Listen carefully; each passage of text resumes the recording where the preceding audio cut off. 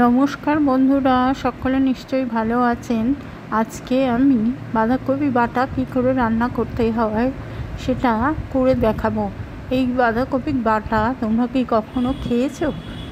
এটা খেতে এত অপূর্ব হয়, এক থালা ভাত শুধু এই বাঁধাকপি বাটা দিয়েই খাওয়া হয়ে যায়।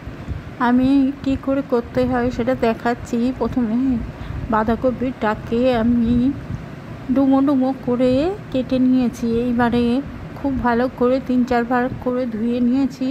ধুয়ে এটা মিক্সির বোলের মধ্যে দিয়ে দিয়েছি। এর মধ্যে হলুদ দিয়ে দিচ্ছি, নুন দিয়ে দিচ্ছি, লঙ্কা দিয়ে দিলাম, আর যারা রসুন পছন্দ করে রসুন দিয়ে দিতে পারে।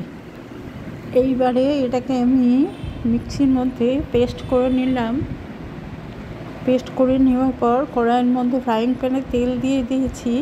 দিয়ে সর্ষে ফোড়ন দিয়ে দেবো, সর্ষে আর শুকনো লঙ্কা। আর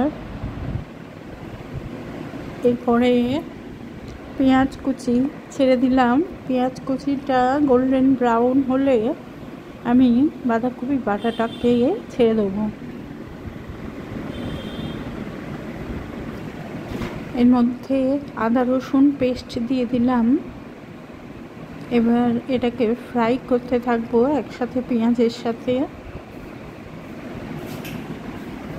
পেঁয়াজটা গোল্ডেন ব্রাউন হয়ে গেছে। এবারে আমি এই মিশ্রণটা এর মধ্যে দিয়ে দিচ্ছি। দিয়ে এটাকে কিন্তু কন্টিনিউয়াসলি নাড়তেই থাকতে হবে যতক্ষণ না পর্যন্ত এটা জল শুকিয়ে যায় পুরো।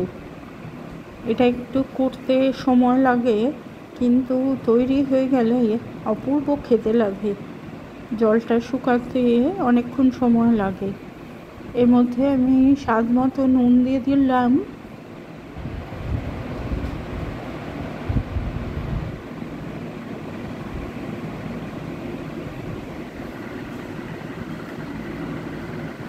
যারা মিষ্টি পছন্দ করে 1 চামচ কি 2 চামচ চিনি দিয়ে নিতে পারে। আমি মিষ্টি পছন্দ করি, একটু মিষ্টি মিষ্টি হলে ভালো লাগে, তাই আমি এর মধ্যে 1 চামচ চিনি দিয়ে দিয়েছি। এটা অনেকটাই নাড়তে নাড়তে শুকিয়ে এসেছে। আর একটু শুকাতে হবে, আর একটু শুকালেই এর মধ্যে আমি ঘি, গরম মশলা আর ধনেপাতা কুচি ছড়িয়ে এটাকে নামিয়ে দেবো।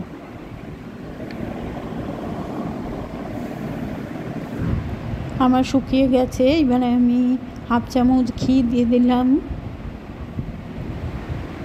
ঘিটা এর সাথে মিশিয়ে নিতে হবে। আর 1/2 চামচ গরম মশলা ছড়িয়ে দিলাম।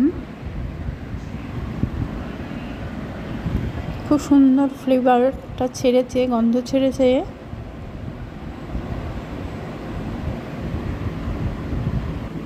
এইবার ধনেপাতা কুচিটা এর উপর দিয়ে আমি ছড়িয়ে দেবো।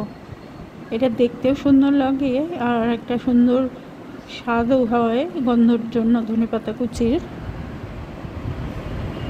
অপূর্ব গরম ভাতের সাথে শুধু এই দিয়েই ভাত খাওয়া হয়ে যাবে, অপূর্ব খেতে লাগে।